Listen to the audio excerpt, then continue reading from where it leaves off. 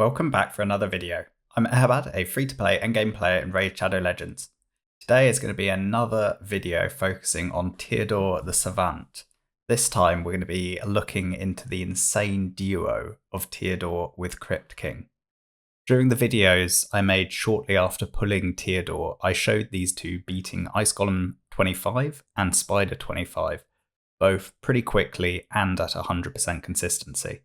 I've since put out a Teodor champion guide video focusing on his dungeon prowess and that he can solo Faction Wars Stage 21, which frankly I find remarkable. However, this tandem can dominate the game even further. They can duo Ice Golem 24 and Ice Golem 25, which I have shown in previous videos already. They can also duo Spider 24 and Spider 25. Here we are showing Spider 24, which despite the builds they're currently in being suboptimal for this exact location, they still do at 100% consistency between 35 seconds and 1 minute. This enables me to be running Spider whilst also doing champion training, which coincidentally at time of recording, we do have a fusion event overlapping with champion training and Spider, and it's definitely helped me manage the resource usage more efficiently given that schedule. Furthermore, whilst Teodor can solo Dragon Stage 25, Stage 24 remains problematic due to Wave 2, where there is a Spirit Host to cleanse and add block debuffs on an AoE basis. This duo, of course, could comfortably beat both Stage 25 and Stage 24 at 100% consistency, mostly down to the additional damage mitigation and crowd control that Crypt-King brings to the mix. So with the dungeons absolutely dominated by these two champions, it was really time to take them into Doom Tower and see what they could do there. Before we jump into Doom Tower and look at the gameplay there, we did have to amend the builds for both champions to be viable within hard Doom Tower. The simple reality is the resistance and accuracy requirements of hard Doom Tower are significantly higher than dungeons. Consequently, we're in a regen plus perception set to maximize the stats we can gain. With Crypt-King, we've got 450 resistance and 300 accuracy. With Teodor's aura, that puts us about 350 accuracy, which is easily enough for all of the content we're going to be looking at.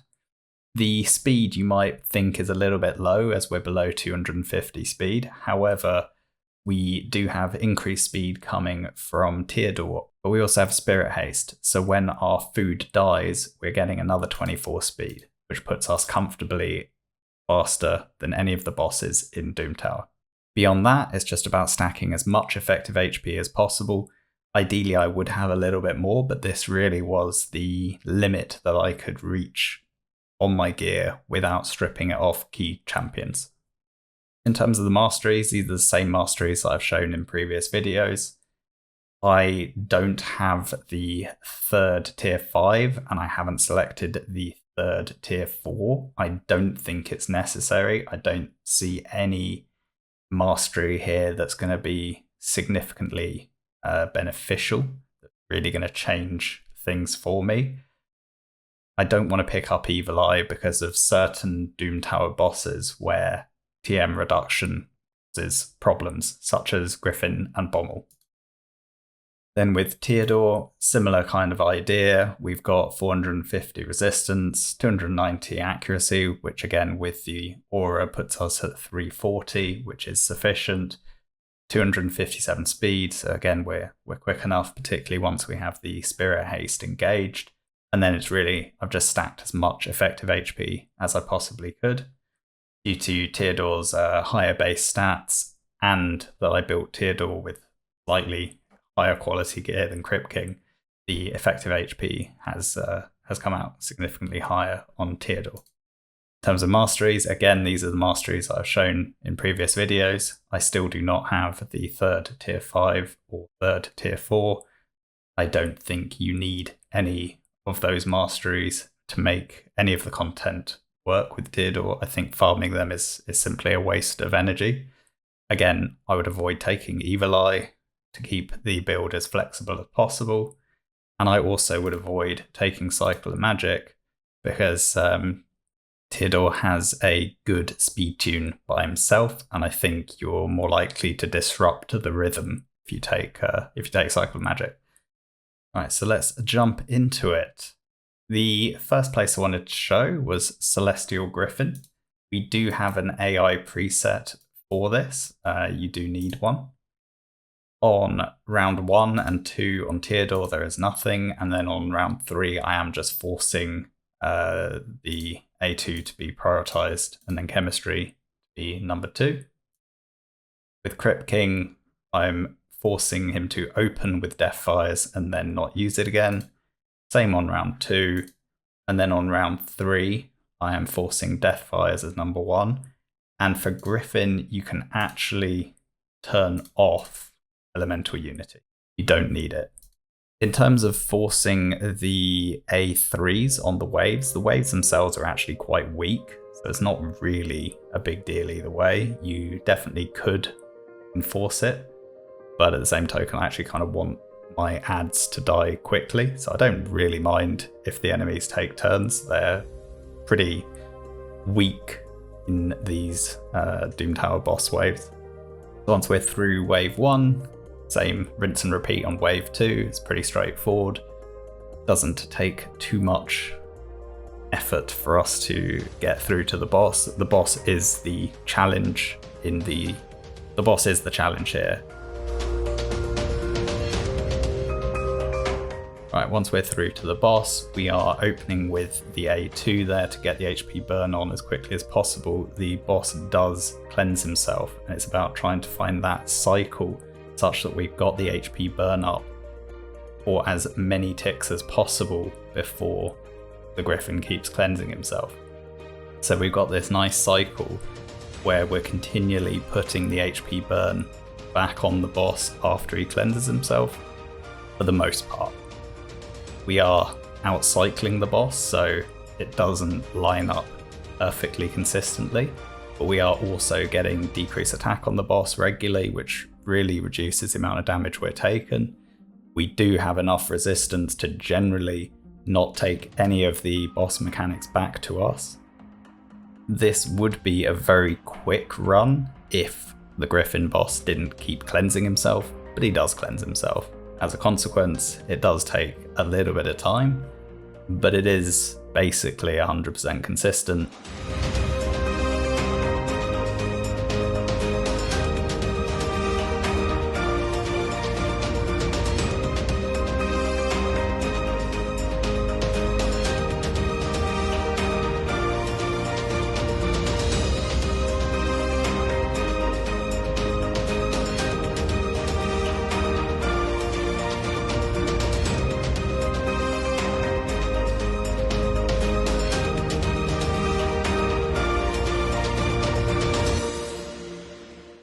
So there we go, that is that. I would say it's more or less 100% consistent. It's not necessarily something I'd recommend you guys building to farm Celestial Griffin. I think there's more efficient and quicker ways of farming the boss than using these two as a duo. But it's really just a flex. It's the fact that they can do it, and pretty consistently as well. I think it's pretty impressive. Even more impressive, in my opinion, is the fact that they can do stage 120, Eternal Dragon, the final boss of Doom Tower Rotation 2, once again on the hard side of Doom Tower. Now this run isn't 100% by any means. It is full auto, but it does require a force click target on the dragon itself. What I do find is remarkable is how quick the run is, and the fact that they can even do it at all. I think, beating the final boss on Doom Tower stage 120 on hard is really quite something. So we just need to make a couple of tiny changes to the AI preset. On round 3, I just want to open with the A1 to ensure that once we're cycling the A2, A3, the ads have already been summoned. And similarly with Crypt-King, we're going to open with the A1, and we're going to force Elemental Unity to be used against the boss. With those two changes on the AI done, we can start the run. Again, I'll put on some music, and you'll see that I'll force click the boss once we get through to the boss stage.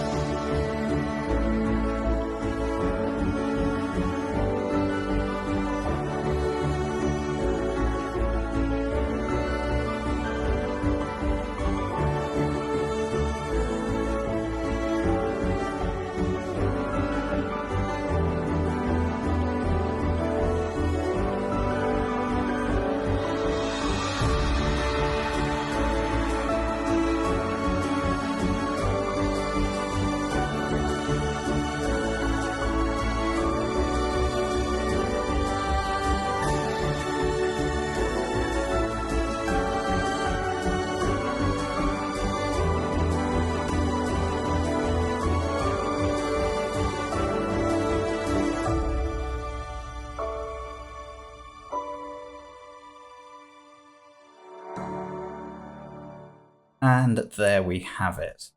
So you can see that with the force click, it's pretty consistent. The main reason we need the force click is we want to be making sure Crypt-King applies the decrease attack on the main dragon. Otherwise we would take too much damage and it would be very difficult to keep these two champions alive just with a solitary regen set. The other thing we need to ensure in terms of consistency or in terms of the RNG is we've got to be killing one of those adds between the consumption and the resummoning. And in general, we do enough damage through Teodor and Crypt-King to do that, but it's not 100% going to be the case. So, there is slight criteria to make this work. That said, the fact they can do it, to me, is just astonishing. It is pretty quick. In fact, the fastest I've done it with the two of them is that 56 turns in 1 minute 39 seconds, which I think is how we're going to end this video. I will put on that recording, put on a bit of music, and let you guys watch it. I haven't done many of these kind of flex videos, so hopefully it's something that you enjoy seeing.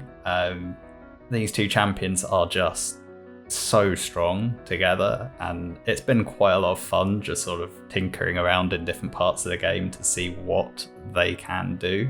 And I'm sure there's even other places in the game that the two of them can dominate, but these are the areas that I've so far taken them into. When we do get a new Doom Tower rotation, I'll probably once again see which bosses we can solo or we can duo with these two champions. I think Frost Spider would certainly be the case, and I think Teodor will be able to do Scarab with a Blood Shield accessory. As for the rest of them, probably not. Right, so like I said, I'm just going to put that video on, put a bit of music, and let it play out. Thanks for watching. Please like, comment, and subscribe. Your feedback's always welcome. I'll catch you in the next video. Bye for now.